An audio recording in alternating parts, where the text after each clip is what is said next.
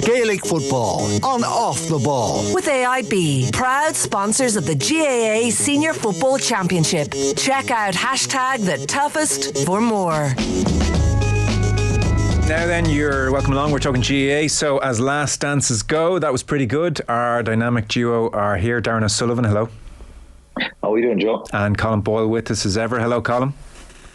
Joe, how are things? Yeah, very good. So I don't know, were you both at the game or watching at home? I watched on the TV and I really enjoyed it. I thought it had this kind of ferocious, constant intensity. I spoke to someone who was at the game and he was terribly disappointed, thought it was like dull, pedestrian, the first half in particular. So in the main column, did we get a good All-Ireland football final? I think we did, Joe, and I'll be hearing. I wasn't at the game, so I'll be interested to hear what Darran thinks from being there. Was the quality brilliant? No, it wasn't. I don't think we were expecting like it was going to be like it was in 2019. But just the fact that, especially in the first half, there was so many turnovers. It was the most chaotic, I would say, first 10 or 15 minutes of an All-Ireland final that I can actually remember. There was so many turnovers. There was hardly any free given by David Goff. I think Ian Fitzmaurice in commentary, it took him about 7 or 8 minutes to actually give the matchups, and I think that just shows a fella of his football brain sitting in the best seat of the house. Even he couldn't figure out what was happening because it was literally turnover after turnover up and down the pitch. But I found it exciting because every time there was a turnover, there was a buzz in the crowd, and I think eventually it kind of settled down after that. I think the second half, quality-wise, was actually better. But I think overall, I actually really enjoyed the game, and I can see people's arguments in it that yes, the quality was on the low side for what we expect between these two. But I was happy enough with it. Yeah, Darran. Well, how many drinks had you had pre-game? I suppose we need to know before you give us your answer.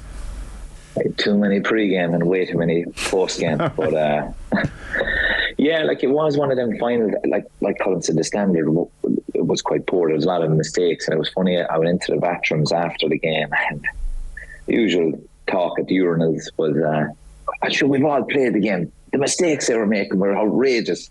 And I was looking at your man. I was there going, "I don't know how many times you've played out in that pitch in the rain." And the intensity was off the walls. The tackling, like you could feel some of them, like it was bone crunching.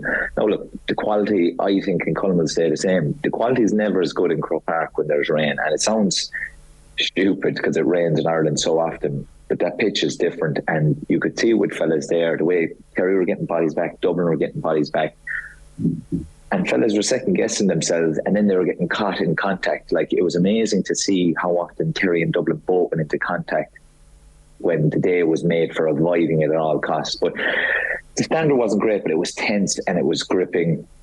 I was actually sitting beside Tom Morrissey from Limerick for the game, like, and it was actually interesting to see, like, he enjoyed it, but just the different tactical things that were going on. Like Colm said, you were 10 or 15 minutes into the game going, who is marking who? Who's playing where? But at times it was slow, but I just think when the conditions are like that, it's always going to be that way. Yeah.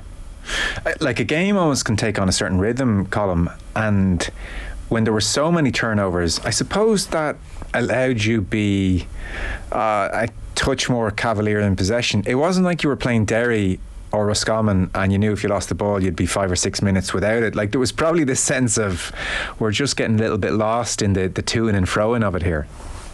Yeah, there was a bit of that, but in fairness, like when there was a turnover, and especially Dublin, they were trying to counteract at real pace, and we saw that a couple of times with Mannion kicked a super score. But there was a couple of times before that where Lee Gannon wins the ball back and he just lets it in from the halfway line, and I think Ty Morley makes an interception. So, you know, there was good phases of play, but I think it's important to recognise good defensive play as well, and, you know, that can make it an exciting game. And I mentioned Morley there. I think he's a typical example. Like, for a fella for the last 2 years, Joe, who's played pretty much as a sweeper role where you don't mark anyone, to all of a sudden in an Ireland final go in and go on a 70-minute duel with one of the best players in the country in Conor O'Callaghan. And I think some of the one-on-one defending in the whole game yesterday, but from him in particular, like that one in the first half where O'Callaghan wins the ball and he's 14 yards out from goal, and as a defender, when O'Callaghan's lining you up, you know there's danger all over this. He's trying to throw the sidestep and go for goal, but in fairness to Morley, his footwork is unbelievable, shows on the sideline and forces the mistake. And Darran mentioned it there, like we talked a couple of weeks ago, Joe, like what is a tackle in Gaelic football? Yeah. And I think you saw it yesterday. A lot of it was just making contact with the player and actually forcing the mistake, forcing him to make the error. And obviously the conditions yesterday were absolutely ideal for that. And it made to this frantic, game where there was just turnover after turnover. Like I said, I actually enjoyed that. Yeah, I like. We're very quick, Darran, to celebrate the forwards. I think that is a final where you can say you want to see some really good defending, allied by the conditions. Generally, a lot of defenders got on top. That's not the end of the world. I mean, they should be saluted as well. Oh yeah, look, like it was a day for cornerbacks, but no, it was, and like every turnover was greeted with this eruption of noise, and Colm hit the nail on the head. I think Dublin, they transitioned into attack so much quicker than Kerry. I think that's where Kerry probably will have their biggest regrets. When they got their turnovers, we just didn't inject any pace into our attack. We were a bit slower going forward with it. And like Colm mentioned, Lee Gannon just drove one in at one stage. We never really did that. We were cautious looking at times. It was a case of we worked hard to get it back here. Don't give it back straight away. We'll build our way up. And as it happened, a few times we'd get up to around the 45, 50 yard mark and we went lateral. Next thing, there was no one free. And like Colm saying, you make contact, players will make a mistake in them conditions, and then it was a turnover. But like that, it was just tense. It was gripping. We talked last week, Kerry, we thought they needed to go up by 4 or 5. They could never get to that 4 points. They could never get to 2 scores. They get to 3 and they'd have to work really hard to get 3 points up. And then very quickly Dublin would have it back level. I think that was draining on the energy of Kerry, maybe a bit demoralising as well at times. Yeah. What was your sense, Colm, at half time as to who was happier? Kerry went in obviously point ahead, having probably not had the best of it. Paul Gainey had scored the goal, Clugston had kicked the 2 frees, Mannion and Sean O'Shea had done most of the heavy lifting on the scoreboard, lots of turnovers. I think the conversion rate at half time was Kerry 45%, Dublin 50%, and certainly in good weather anyway they'd both be hoping to hit 70% on a good day. So in the dressing room I was struggling as to think, were Dublin saying, lads, we have these, we're better than these, you can sense it, or were Kerry saying, we haven't even played yet and we're a point up? What was your sense at half time? To be honest, probably both teams would have been saying we haven't played yet. Like Dublin probably had the better of that first half, so it was kind of roles reversal for them from the last 2 games, where against Mayo and against Monaghan, them 2 teams probably played most of the football in the first half, but Dublin found themselves a point up going in at half time, and this was a roles reversal from them with the goal just before half time. Obviously Clifford and Gainey, Clifford's pass has been well talked about. I think Gainey's finish has gone completely under the radar, and I'd like to hear what Darran thinks. Like when he gets that ball, the composure, it's probably the hardest ball to get in Gaelic football, because when he receives it, the keeper is already on him and he has to throw 2 dummies, and on the second one again to have the composure not to pick up the ball, to flick it up, and even at that he's to dummy back inside it for a 3rd time and put it under Clugston. It was unbelievable composure from Gainey, because he wouldn't have been human if he was thinking before half time, there's a good chance I'm going to be whipped here, because he'd left 1-1 behind him, hadn't been playing well coming into the championship. Gannon probably had the better of him in that first half, so I think that moment before half time was huge.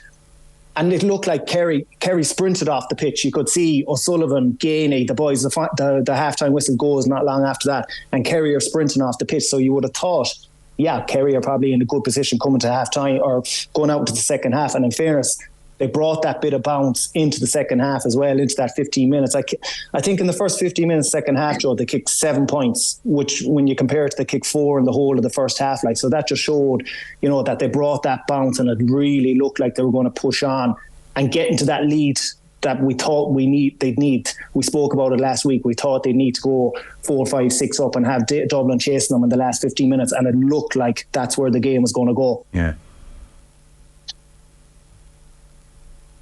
Darran, the Gainey goal?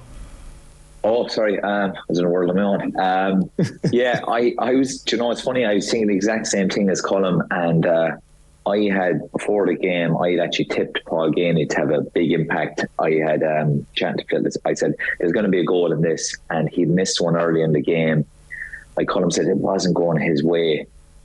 And back to his mind, he got taken off at half time in the All-Ireland final last year as well. maybe form wasn't where he would have liked to have been going into this. He might have been having doubt, but his reaction to flick the ball up in the conditions and to compose himself and put it underneath Cluxton was unbelievable. Look, everyone talked about the pass, and the pass was unreal, but the finish by Paul, be honest, but look, we always say Clifford, but Paul Gainey in that position is as good as anyone. And just the reaction, because we've all been there where you're halfway through the action of doing a second hop, and just the speed of thought to flick it up to himself and save himself, because like that, I think if he gets called for double hop and it's another goal chance going, he's there going, I'm getting taken off here. Huge moment, because Kerry had not played in that first half. They were as slow in that first half as they played in a while. They were going in at half time, a point up, going, we haven't even hit second gear yet. Yeah. So it was a huge moment, and like that, they did look like that goal was the winning of the game to some degree, because they came out like a different team. Clifford came out for the second half like a man possessed. Yeah, it was, the third quarter had been talked about as well. Let's see what Dublin do. But if you remember, Mannion, who was pretty much immaculate throughout, he had like maybe 2 mistakes in an entire game full of mini mistakes from lots of different players. But one of his very few mistakes was on 39 minutes, he took a shot and he just skied it. He seemed to totally get under it. And then a moment later, Colm had the crossbar effort. And from that, Paddy Clifford scored a point. That was like a 4-point swing. Kerry are up by 2. Then Gainey fists the point to go up by 3. Pascal gets one back, but then David Clifford gets one from play, and so Kerry lead by 3 points. And Clifford scoring that one from play, he'd got a free, and then that one from play at the start in the second half. And even he gave a fist pump as if to sort of say, I'm starting to motor here as well. And you really thought, okay, this is interesting. And then I think everybody, Jack O'Connor included, Colm, has pointed to the Paddy Small goal as crucial. Like what a surefire way to get back in the game level after Kerry's brilliant little burst, and you kind of ignite the hill, you ignite everyone, everything is possible once again. And ironically, because you were watching on TV like I was, Fitzmaurice had just made the point, it's interesting, Dublin have surrendered this kick out to Kerry, but obviously Pascal didn't get the memo. Brilliant by him. Brilliant by him, yeah. I think he chased a lost cause, basically.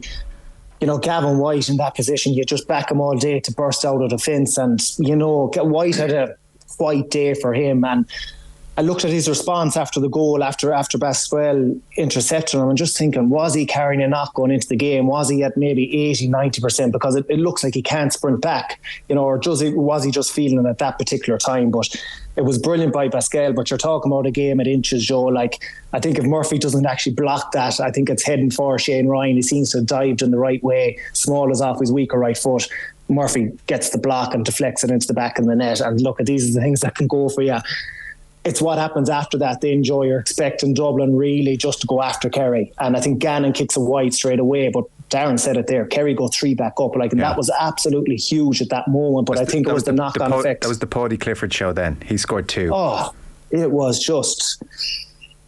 It was unbelievable. Like, he literally put Kerry up on his back for 15 minutes and said, I'm taking the game here to Dublin. It was sensational. And David, in fairness to him, you know, I'd say he almost felt at the time, you know, I need to help out. I need to help out here. I need to get on the scoreboard. I need, you know, Paddy's doing it. Why aren't I doing it? And you could see then just what happened with the force and the shots. Yeah. It was such a strange day for Clifford. Joe and myself and Darren were talking about this for, come on, like any other corner forward in the country kicks 2 points from play, does a whirly of a pass for a goal. I think he sets Sean O'Shea up for a point and wins the last free that levels the game, kicks a free as well. So has a direct impact on 1-5 in an All-Ireland final where your team scores 113. Like any other corner forward, you're thinking that's an unbelievable day out. But it's just the fact that it's Clifford, the fact that he has then a couple of misses, you know, 3 or 4 big misses. And Fitzsimon's, like, what a battle that was. We talked about it last week. It was going to be huge, and it was sensational to watch. Yeah, it's a painful thought for Kerry fans, Darran, that when Paddy Clifford scores his third in the 51st minute to put Kerry 3 ahead, 111 to 18 on 51 minutes, Paddy kicks his third. That great kick, that left footer high into the sky, great point. And that's on 51 minutes. The game went to 76, 77 minutes. Kerry have 1 more point from play. rest of the game. Dublin win out 7-2. Kerry get a point from play and get the free. So Dublin again come from behind, from 3 points behind, but this time Dublin do it with points, not the Paddy Small goal. And you boys had both said Kerry need to be ahead going into the final 15, but geez, even you must be a bit disappointed that it was to that extent they needed to be ahead. Yeah, look, I suppose everyone talked about it the last couple of games. Kerry have been so reliant on David, and the few times he might have been off radar, somebody else has stood up to be counted. Sean O'Shea did it against Tyrone. Paudie's done it at different stages, different kind of flickers of moments magic. And we just, having one player back him up was never going to be enough. And like that, like David kept getting on ball, but he was looking for a big moment. I think that moment that kind of reignites the whole team, that gets the crowd back going, because momentum had been lost. So you think shot selection was a bit ambitious here and there? Yeah, look, I think some of the shots you're not going to criticise a man who can kick it from where he can. But see, that's the thing, he's cursed by his own ability, because he probably looks at most shots and thinks, I could pull that off. And that's the thing, he can. But sometimes, when the radar's off a small bit or the pressure is just mounting, sometimes you do have to just keep it simple. Like Paul Ganey that time when he went in, punch it over the bar. Simple thing. And that was it. It looked like Kerry were, at times David looked like he was actually trying too hard. I think, I suppose the weight of expectation, the pressure, everything that was at stake, Paudie had taken over the game. Paudie needed help. And I do think the first half where David was more or less starved of ball frustrated him. And as a corner forward, there's only so much you can do inside there when it is that type of game. You do get frustrated, you get a bit antsy inside, you start coming out, you're trying to get yourself into the game as well, and you're overdoing it. And look, he was on Fitzsimons, who had a great game, and Martin as well as anyone else, but it was just the radar was just a small bit off, and I think Kerry needed more backup. We just didn't have enough scoring threats. Yeah, because in some ways, like Ganey with 1-1, Sean O'Shea very good first half, Paudie in that second half had his period. Like Darran Moynihan, very workmanlike, very involved. Like Stephen O'Brien did plenty, maybe didn't score as much as he would have liked. Like in some respects, lots of them did come to the fore. It was just never sustained enough, and then you throw in the couple of bad wides as well. What was your read, Colm, on David Clifford then? Because for a start, whether he turned off every radio, television, podcast, newspaper, I've never known a build-up like it. I've never known a final talked about literally through the prism of one player. And I know he's had that his whole life, but even he couldn't have been immune to that sense of who's going to mark him, what bearing is that going to have in the game, how many he's going to score this time, think what he did last year versus Shane Walsh. Very hard to shut that out. It's really tough. Like a bit of sympathy for him in that respect. Oh, hugely, Joe. Like I could only imagine what that'd be like. Like it's such difficult prep, and as you said, to try and block that out, as good as you were and as good as head as he has on his shoulders, it still had to be difficult. I think Darren's point on the first half and the lack of possessions, I think that is key.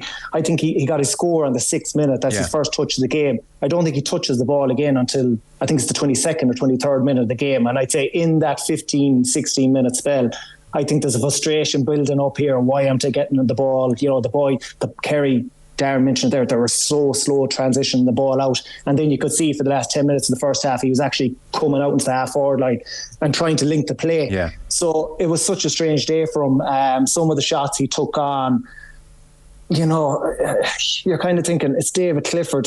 He has that in his locker. Like, what is his range? You know what I mean? Does even he know, because he's such a range of shots. I think he'll learn a huge pile from it. I think for one thing, not to show your frustration after you miss your shots, and that's very easy for me to say in the last 15 minutes. What would you know?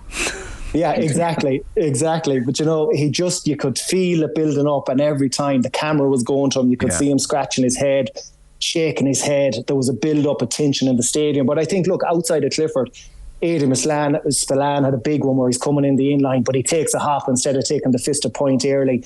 Tom O'Sullivan has a big one as well. I think for Kerry to win that game, obviously the 4 boys get the 4 scores from play, and Killian Spillane gets a point off the bench.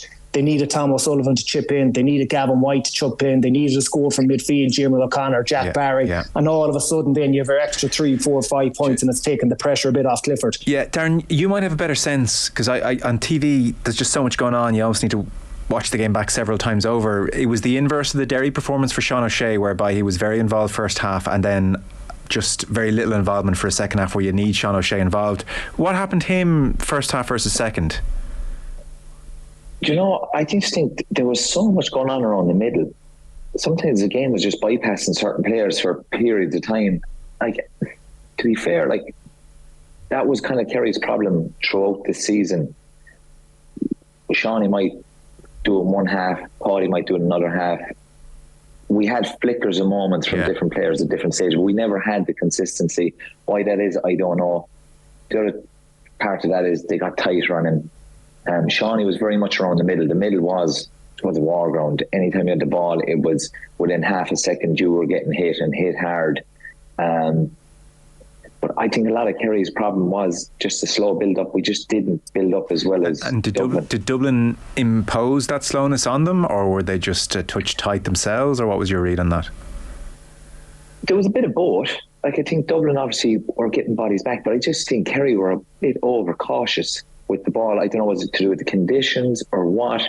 They did put in a few balls in the first half and they skidded it away. Yeah. And I was just thinking, you do that once, you don't want to do it a second time. Or you've seen your teammate kick it away. You don't want to kick it away twice in a row, right? I keep it safe. It just doesn't suit Kerry. It slowed the game down. Dublin were very good. They were very disciplined. They got their bodies back.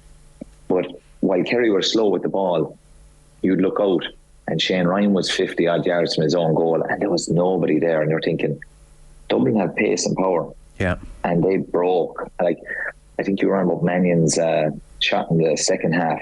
Like, Mannion was on Jason Foley, who was like an All-Ireland hurdle champion. Like, Mannion pulled away from him. And bar the finish, it would have been the score of the game.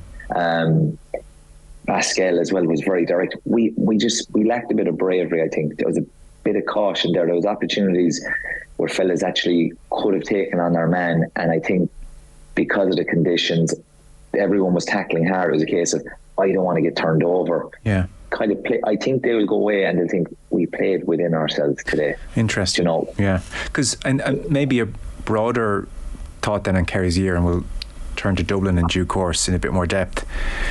Curious for your thoughts on their season on the whole then, because whoever was going to lose this final, they were going to have the misfortune of being told, actually, you didn't actually beat anyone all year, you know, and so it's Kerry's misfortune.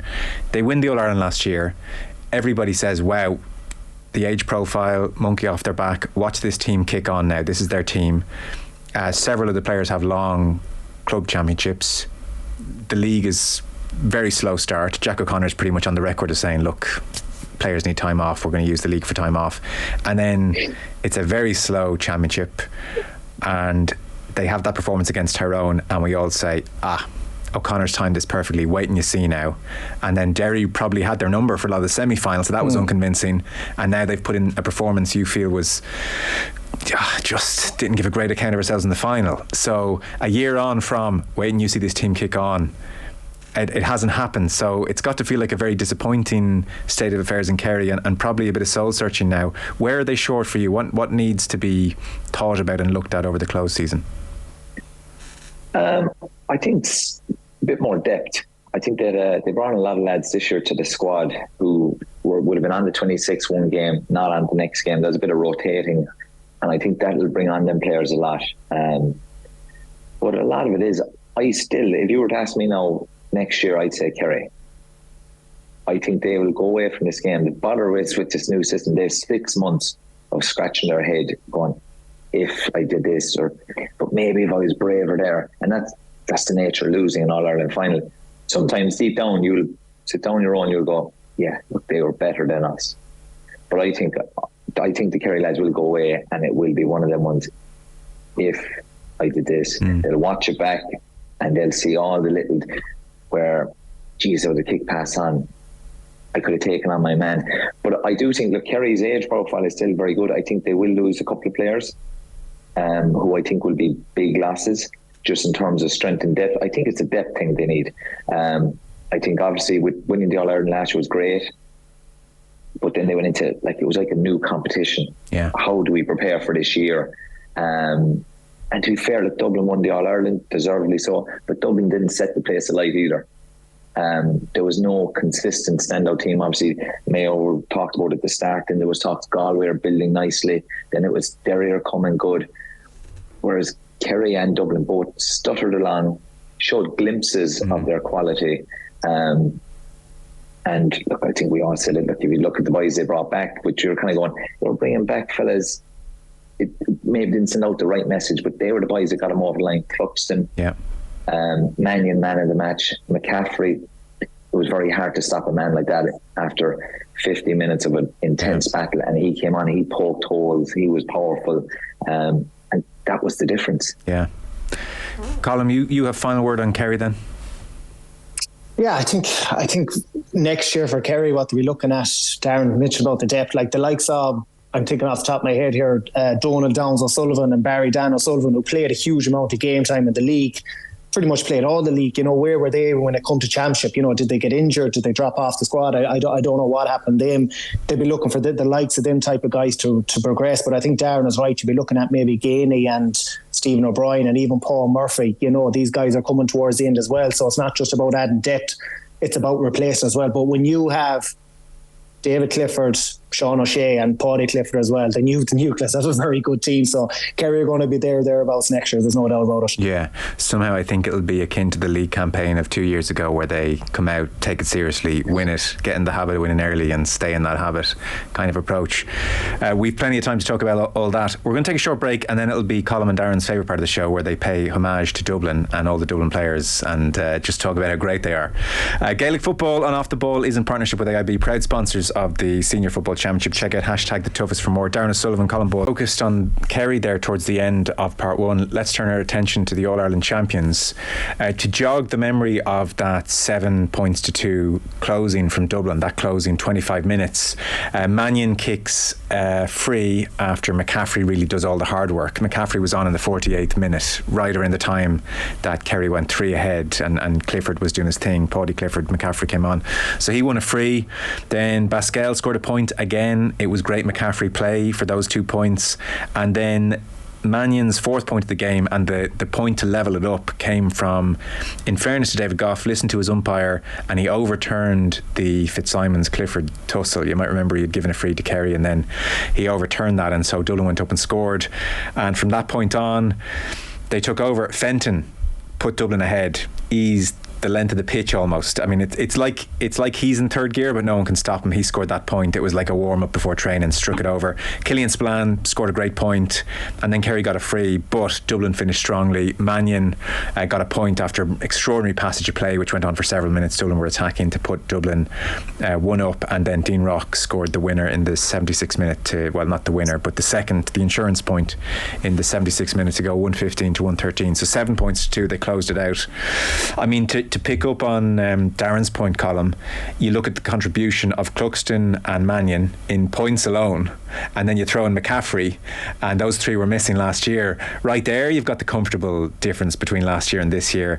This whole getting the band back together thing, it was easy to say it looked like desperation, and I understood that point early on in the season, but bloody hell, you love it when a plan comes together. Yeah, of course, it was always going to work for them, Joe, wasn't it? I remember whenever it was, Joe, last October, November, I was on with you the day after it broke about Mannion and McCaffrey, and we both were saying this is an absolute game changer. Like, little did we know at the time that it was Cluxton was coming back as well, and it was an absolute game changer. And like Cluxton yesterday, to get 100% in your kickouts, like in a wet day in Croke Park in an All-Ireland final, like I know 4 or 5 of them were literally a bounce of a ball or a fingertip away from getting intercepted or a Kerry winning them. But to me, the value of Cluxton really showed on the very last kick out of the game, because if you remember, Clifford kicks the ball wide. There's about 90 seconds on the clock. Yeah.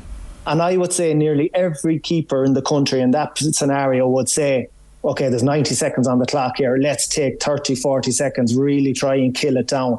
And we're going to go long to a set play kick out, get it out to midfield and let the boys fight for it.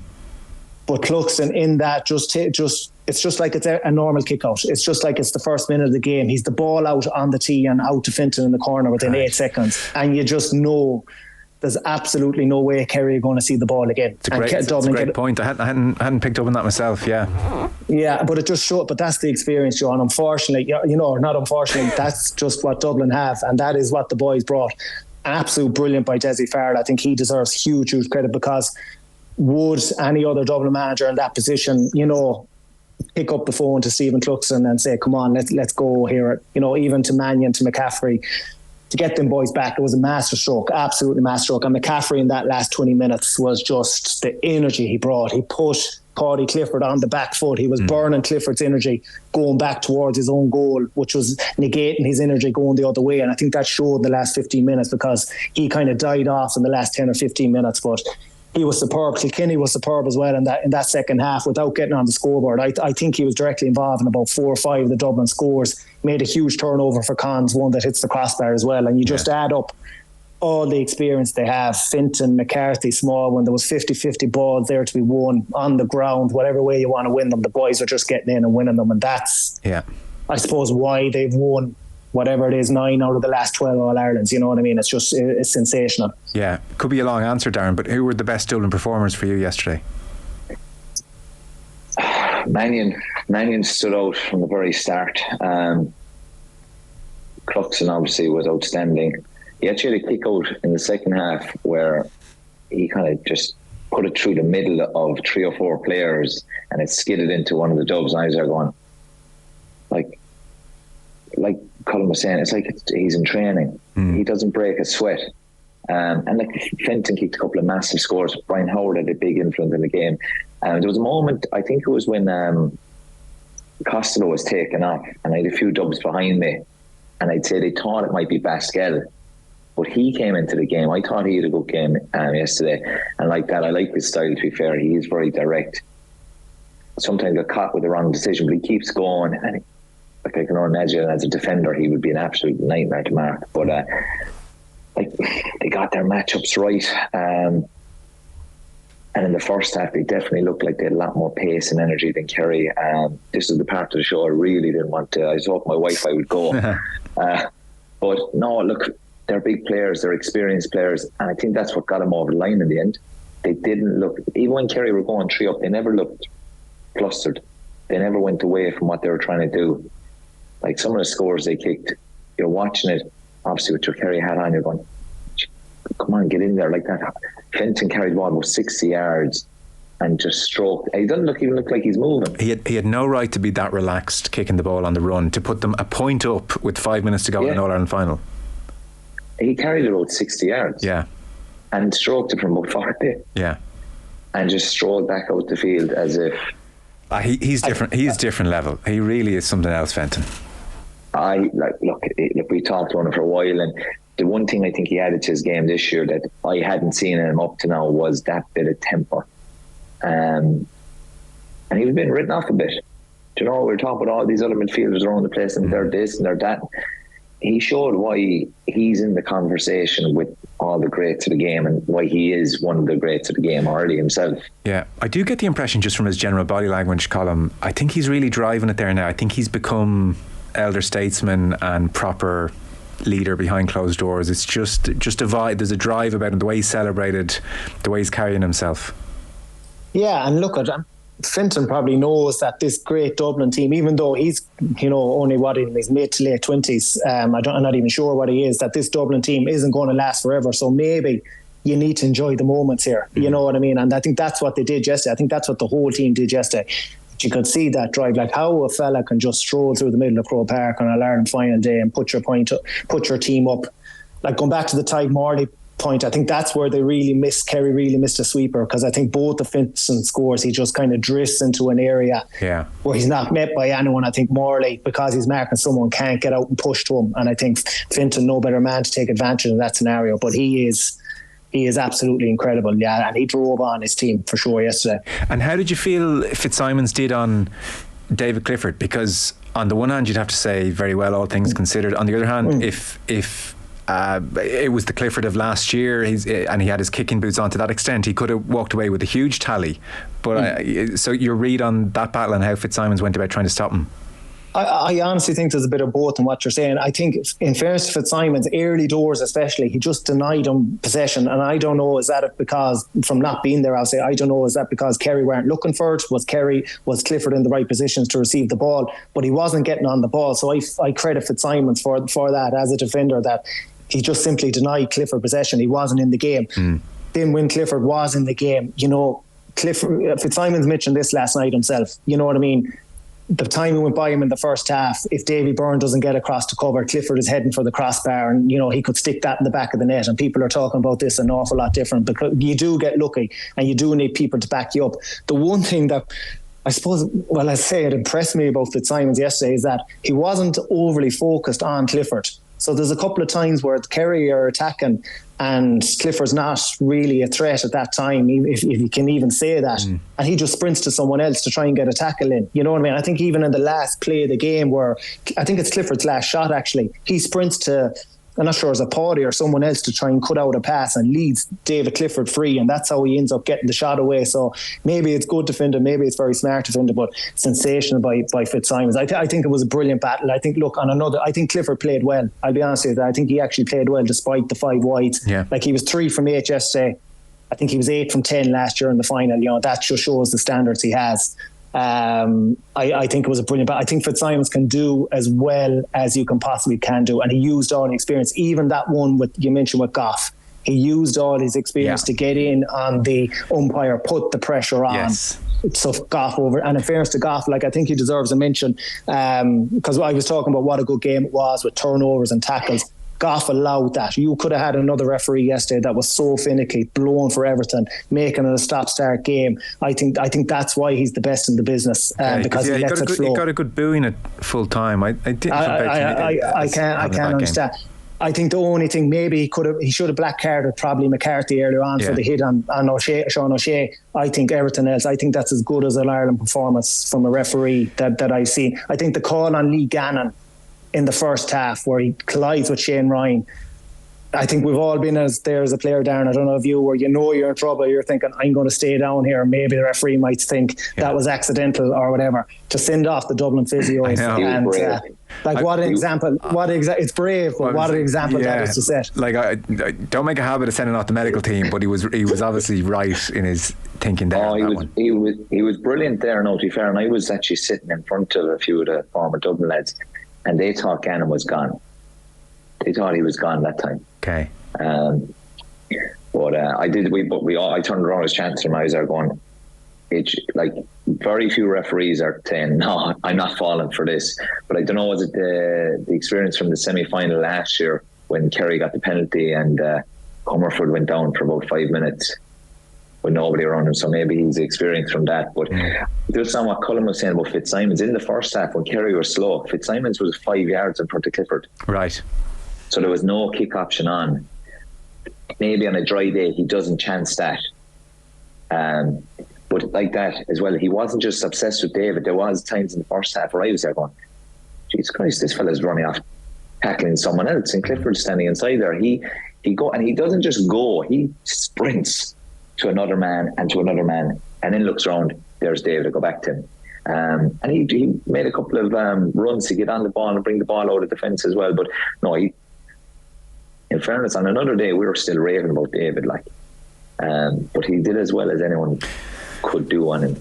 I'm curious for your sense of what this win does to the Dublin legacy, because on the face of it you would say, well, I mean, how can you improve on their legacy? But I don't know, there was something about watching the 3 boys with their 9 and a whole bunch of them going to 8, and probably underreported the players going to 8. To come back and even for Mannion and McCaffrey and Cluxton to come back from a gap, I don't know, it's kind of, Darren, it adds almost to the romance, the folklore. It's like this extra lovely chapter. It's not just this straightforward tale of dominance. I kind of think this win really copper fastens something in Gaelic football fans' imagination when it comes to this Dublin team. It's less of the just continued excellence. They're like robots. There was kind of a bit of heart to this one or something. There is, like obviously when you lose a couple, you even heard James McCarthy talking about we've had a couple of tough years.